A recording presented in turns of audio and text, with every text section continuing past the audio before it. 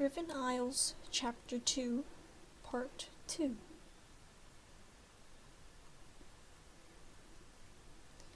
The Oswald family owns 2/3 of the land in Amity, which earns them a fair share of proceeds from many of the businesses. The arrangement was initially set up by Sir Archibald Oswald in the 1400s, as is known, but the community relations have never been better than they have been with our Cornelius, and to me that means all the world. He is a wise man and a good man, rolled into one. Every time I visit his estate, one of the oldest and grandest buildings in town, I swear it gets better. This time of year the flowers are bright and colorful. The sweet smell of them is nearly enough to cover up the stink of my strange companions. In the orchard, which runs up the left side of the hill, I spy the red of apples in season. A gardener emerges from the trees with a bulging sack over his shoulder and starts up the path to the kitchen, a building separate to the main manor.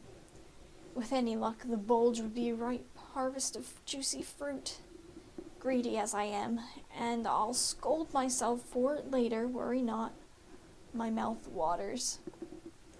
Perhaps I could expect some apple crumble, or apple dumplings, apple fritters, apple pies. Oh, you pig, chide I to I. Yesterday I ate nothing at all. Could you blame me for being hungry? Not rightfully, I'll say. Then she blinks her gaping eyes at me. Pig who? Nothing. No one. Never mind. She returns her attention to Rootwig and carries on rattling in her foreign tongue. Thank Lord. I dangle my feet over the back of the cart and place a hand on my rumbly tummy. If I think about it, I reckon I wouldn't have eaten yesterday, even if I'd been given the chance. I'd had a lot of things on my mind, things that left me reeling. My mother didn't have eyelids. My mother didn't have eyes. My stomach churns violently, and my interest in dessert washes away. I must discipline myself not to think of it, else how will I ever eat again? As a man, I need to eat. Master Avery, dear boy, the doctor will be so relieved to see you. I sit up straight and search for he who hailed me. Mr. Jeffries, I think, is his name, although I'm not sure, so I don't address him properly. I wave. I'll be even more so to see him, sir. The stableman smiles and strokes the muzzle of the Auquian's horse. He releases her from the cart's burden and peers back at me with a sad look about his features. I feel something unpleasant come over me right away. We've all heard what happened. It's like one moment I was in the sun and the next beneath a storm cloud, in the bad kind of shade. It's a feeling like the light and warmth of the world is taken away, out of my control. It's just cold. And I don't know why, and it must be in my head, but it is real. I'm very sorry. Yes. I'm not sure what to say, and I don't think he is either. It's puzzling. Thank you. It seems right. I lower my eyes. I catch his solemn nod in my peripheral and awkwardly return it. He doesn't say anything more to me, but mumbles a gentle praise to the horse. With a slow gait, he leads her towards the stables. You may leave her cart here, he grunts to Rootwig, our driver. Then she translates, and I lower myself to the cobbled stone driveway. The warmth of the surface feels good on my battered feet. I wiggle my toes and let it calm me. The eerie coldness lifts with the heat, and I'm thankful for it. With a deep breath, I tuck my rusty safe under my arm and clear my throat. Fenchy and Rootwig eyeball me. This would be the best way to describe it. Thank you for your help. I really appreciate the ride, I say. They stare. Fenchy clicks to Rootwig. I frown and add, "It was very nice to meet you." It wasn't, and I'm glad I can be rid of them. But now that I'm safe, I don't think I will need any more help from you. Again, thank you so much. I smile, out of courtesy. They click to each other. My smile turns to a grimace. They pay me no heed. I wonder why I bother. I don't think they listened at all. No matter. The heathens were a point to an end, weren't they? I turned away from them and start my strut to the front door. The bruises on my soles sabotage me from beneath, and my strut quickly becomes a cautious tiptoe, as if I were stepping over puddles. What a wimp you are, Walter Avery. With a huff and a shake of my head, I stand before the tall doors and lift the aged gold knocker. I'd always liked the knocker, a solid metal ring held in the teeth of an intricately carved lion. I pound it against the wood 3 times and lace my fingers behind my back. Wait. My face contorts involuntarily. I assure you it isn't my own filth that's offended my senses, though I'll be plain and frank that I am in a dire state. Thank you for your help again, but I really don't need you to. The door opens behind me with a heavy chink, and I swivel to face it. It drags some on the patterned red carpet of the foyer.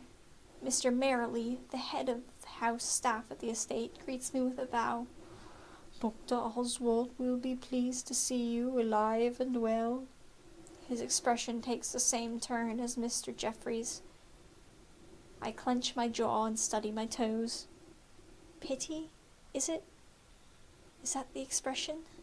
Sad eyes, drawn, pinched lips, brows turned up, as if surprised, but with an entirely different emotion. Thank you, I return. Did you find him? Mr. Merrily asks, over the top of me. There's a different note in his voice, as though his politeness is covering something else.